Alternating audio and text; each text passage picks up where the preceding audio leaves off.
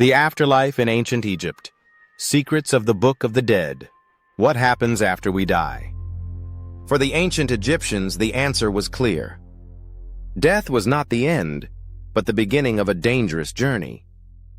A journey through darkness, trials, and judgment, where every soul faced the gods, and only the righteous would live forever.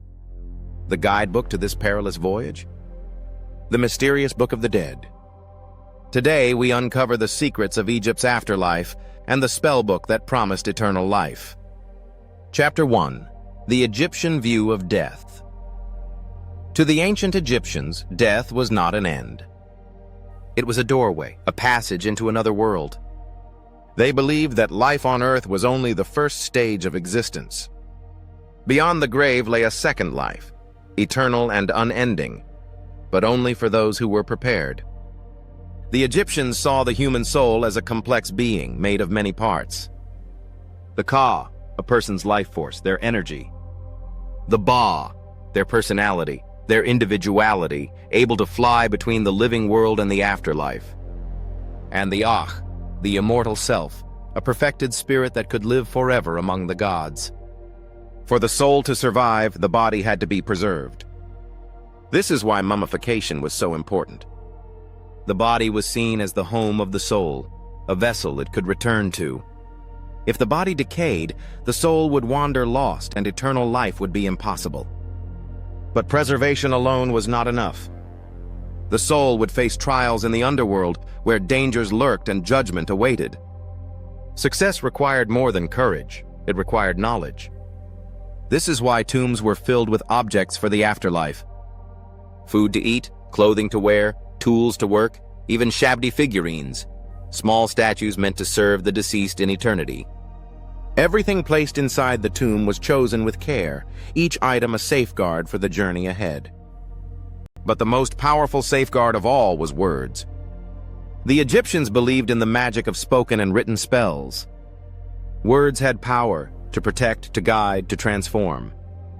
And in the afterlife, the right words could mean the difference between salvation and destruction. That is why they created funerary texts, evolving over centuries, from the pyramid texts carved into stone in the Old Kingdom, to the coffin texts painted inside coffins in the Middle Kingdom, and finally, to the Book of the Dead in the New Kingdom, a portable guide to the mysteries of eternity. For the Egyptians, death was not to be feared. It was to be prepared for. And with preparation came the hope of immortality. Chapter 2. What was the Book of the Dead? Despite its name, the Book of the Dead was not a single, fixed book. It was a collection of magical texts, created to help the deceased navigate the afterlife. The Egyptians themselves called it the Book of Coming Forth by Day. This name reflected their hope that after surviving the perils of the underworld, the soul would rise again with the sun, reborn each morning into eternal life. The origins of the book go back thousands of years. In the Old Kingdom, funerary spells were carved into the walls of royal pyramids.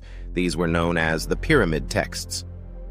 Later, in the Middle Kingdom, they expanded into coffin texts, painted inside wooden coffins, so even nobles and commoners could access them. By the New Kingdom, these spells evolved into richly illustrated papyrus scrolls, what we now call the Book of the Dead. No two books of the dead were alike. Each was unique, written and decorated for the individual who had died. Some were short, containing just a handful of spells. Others stretched over 20 meters long, filled with colorful illustrations called vignettes, showing the soul's journey step by step. For the wealthy, scribes handcrafted elaborate manuscripts, carefully painted with scenes of gods, monsters, and sacred rituals. For those with fewer means, smaller, less decorated versions were produced, sometimes only a single spell or protective amulet. The spells themselves served many purposes. Some gave the soul secret names and passwords to pass through gates guarded by fearsome deities. Others offered transformation, allowing the soul to become a falcon, a heron, or even a lotus flower, a symbol of rebirth. Still others gave simple but vital instructions, what to say, what to do, and which gods to call upon in moments of danger. The Book of the Dead was more than text. It was a passport to eternity. It provided the deceased with the confidence that, no matter the obstacles, they would be armed with the knowledge to reach paradise. Chapter 3. The Journey Through the Afterlife. For the Egyptians, death was only the beginning of a perilous voyage. The soul set out into the Duat, the vast and mysterious underworld. The Duat was a realm of shifting landscapes, endless deserts of fire, rivers of darkness, and caverns filled with monstrous creatures. Here, the soul faced challenges designed to test its purity, knowledge, and strength. Armed with the spells from the Book of the Dead, the deceased could summon protective charms, speak secret words of power, and transform into animals or divine beings to escape danger. Each night, the sun god Ra himself traveled through this same underworld. He sailed on his solar bark, battling the giant serpent Apophis, a cosmic force of chaos who tried to devour the light. For the Egyptians, this cosmic battle mirrored the journey of the soul, a struggle against darkness in pursuit of rebirth. The soul also encountered fearsome guardians. Crocodile-headed demons, serpents with fiery breath, and strange hybrid beings barred the way, each demanding secret passwords or offerings. With the proper spells, the deceased could appease them, but without preparation, the soul risked being destroyed forever. At last came the most important trial of all, the Hall of Judgment. Here, the god Osiris, ruler of the underworld, sat upon his throne, surrounded by 42 divine judges. Before him stood the great scales of truth. The heart of the deceased, believed to hold the record of every thought, word, and deed, was placed upon one side of the scales. On the other side lay the feather of Ma'at, the goddess of truth, justice, and cosmic order. If the heart was light, balanced with the feather, the soul was declared pure, worthy of eternal life. But if it was heavy with sin and falsehood, it was devoured by a terrifying creature called Ammit, part lion, part crocodile, part hippopotamus. For the Egyptians, this was the second death, the final obliteration of the soul. But for those who passed the test, a new world awaited, the field of reeds, a paradise where the soul lived in abundance forever. Fields of grain stretched endlessly, rivers flowed peacefully, and the soul could reunite with family, living a perfected version of the life they once knew. Through the Book of the Dead, the Egyptians believed they could master this journey. Each spell, each ritual, each offering gave them the tools they needed to triumph over chaos and reach eternal harmony among the gods. Chapter 4. Spells and Magic of the Book. The Book of the Dead was more than a collection of prayers. It was a library of magic, a toolkit for survival in the afterlife. Each spell was carefully designed to solve a problem the soul might face on its journey. Some spells were protective. They warded off snakes, scorpions, and demons that prowled the underworld. Others acted like passwords, allowing the soul to pass through secret gates or to speak with guardian deities. One of the most famous is Spell 125, the Weighing of the Heart. This spell was recited when the soul stood before Osiris and the 42 divine judges. The deceased would make the negative confession, a solemn declaration of innocence. I have not stolen. I have not lied. I have not killed. I have not cheated. By reciting these words, the soul aligned itself with Ma'at, the principle of truth and justice, hoping that its heart would balance with the sacred feather. Another powerful charm was Spell 30b, the Heart Scarab. Egyptians feared that their heart might betray them during judgment, confessing sins they wished to keep hidden. So they often placed a carved scarab amulet over the chest of the mummy, inscribed with this spell.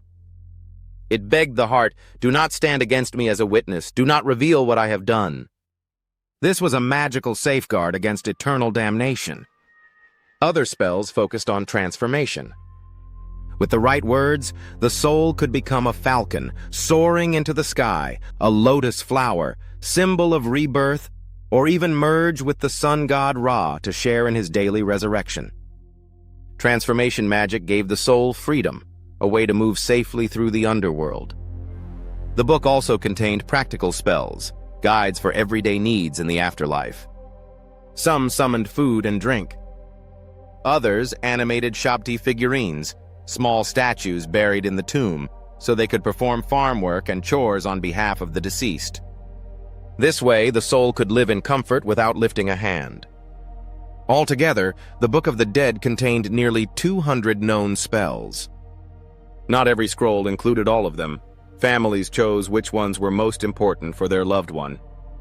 Each papyrus was custom-made, a personal survival manual crafted for eternity. For the Egyptians, magic was not fantasy. It was reality, woven into the very fabric of life and death. The Book of the Dead was their greatest expression of this belief, a way to speak words of power, harness divine protection, and ensure that death could never have the final word. Chapter 5. Why the Afterlife? Mattered to the ancient Egyptians, the afterlife was not a distant dream. It was the very purpose of existence.